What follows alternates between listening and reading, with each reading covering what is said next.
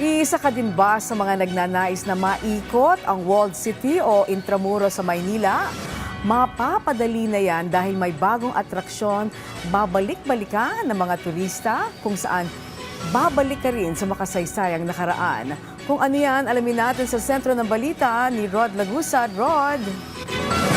Angelique, may bagong atraksyon na aabangan sa darating na weekend sa Intramuros.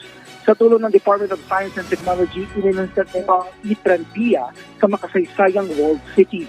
Ang e-Tranvia ay isang electric vehicle na magagamit ng mga turista. At dahil electric, ay mas matipid sa pangkaraniwan na tranvia na gumagamit ng diesel. Ito ay sa gitna rin ng pagsirit ng presyo na ito kasunod na rin tagtuwang sa Middle East. Ayon kay Secretary Renato Solidong Jr., mas makakamura kung ito ang gagamitin. Kung ikukumpara, abot sa 18 pesos 98 centavos kada kilometro ang operating cost sa paggamit ng pangkaraniwang tranvia. Ang naturang computation ay bago pa nangyari ang sigalot sa Middle East.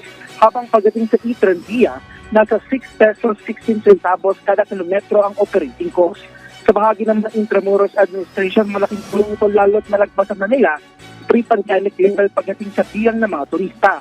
Ayon kay IA Administrator Joel Padilla, nasa 7.1 million visitor ang naitala noong nakaraang taon. Kaugnay nito, libre munang magagamit ng mga turista simula sa darating na weekend. Kung saan pagsakay dito ay may makakasamang tourism officer na siya magbibigay ng impormasyon patungkol sa Walled City. Kasama sa stop sa dadaanan nito ay mga pinangangasiwaan ng Intramuros Administration gaya ng Fort Santiago, Centro, mismo Intramuros at Baluarte de Santiago. Angelique. Alright, maraming salamat, Rod Lagusad.